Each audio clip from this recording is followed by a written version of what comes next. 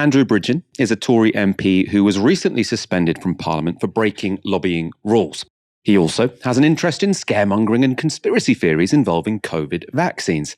And that led him to tweet a report suggesting the vaccine had caused various health complications, couching it in this pretty shocking comparison. So he said, as one consultant cardiologist said to me, this is the biggest crime against humanity since the Holocaust. Now, he's since deleted that tweet, but not before the Tories removed the whip. And that led to this exchange between former Health Secretary Matt Hancock and Prime Minister Rishi Sunak.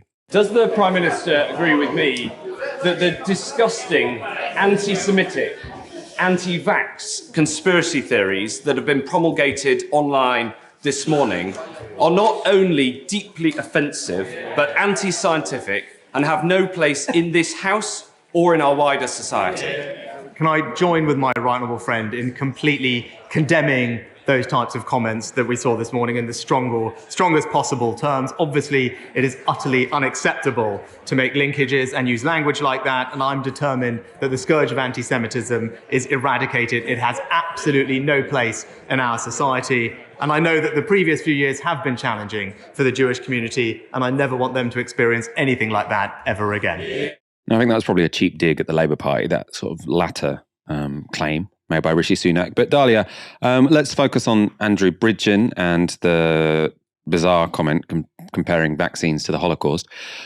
I mean, watching that, my main thought was, look, we talk all the time about how bad the Conservatives are. They are. They've destroyed the fabric of our social life. But I watched that clip and like, well, at least they're not the Republicans. You know, there is still one thing that separates the US Republicans from our Conservative Party, which is that there is a broad consensus against batshit conspiracy theories about things such as vaccines and even things such as climate change.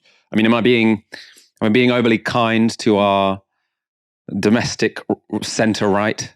Yeah, I mean, I think that in this instance, we don't have the same problem with the US. I think in other areas, it's sort of more under the surface, particularly when it comes to sort of racism, when it comes to anti-abortion stuff.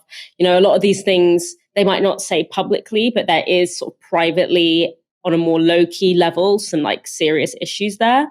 But yeah, I think, we are really lucky that unlike in the US, we didn't have in this country this huge sort of anti-vax contingent within Parliament, because we had a really shambolic response for many reasons. We had shambolic track and trace infrastructure. We had shambolic social distancing. We were way too late on lockdowns. We were way too late when it came to disseminating information. We had a healthcare system that was so cut to the bone that it couldn't really handle the shock of the pandemic. And so literally our only saving grace was the fact that we had good vaccine rollout and good vaccine uptake. And that was in part because it was run by the NHS and not a private contractor.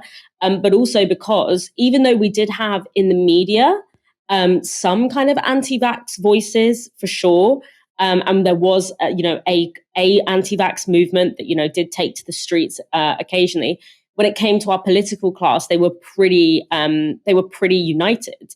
And so that really was a saving grace for us. And so it's very good that he is somewhat anomalous in his public anti-vaxxing stance. But obviously, I mean, it goes without saying that when it comes to that ridiculous chart that he showed, which, said, oh, these are all the potential impacts of the vaccine, it goes without saying, we shouldn't have to say it again, but COVID has a lot higher risk of long-term disabling impacts, whether it's neurologically, organ failure, long COVID, fatigue. The actual overall impact of COVID on the body is very unknown. And so this idea that the vaccine should be avoided because it has, it's untested or has, quote unquote, unknown long-term effects, which, it is tested, it is a medically, a scientifically approved vaccine.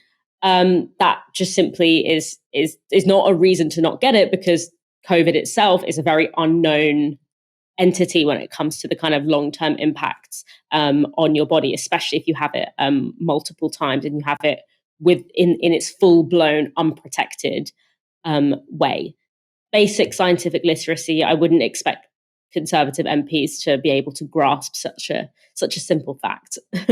I was thinking about why it is that at least the political establishment here is a bit more immune to the kind of crazy vaccine crankery than they have in the United States. I think probably the biggest variable is we don't have Fox News, but GB News wants to be our Fox News. So if you ever turn on GB News at the moment, they have the kind of bizarre vaccine crankery calling Fauci, like a global conspiracy leader who's committing crimes against humanity.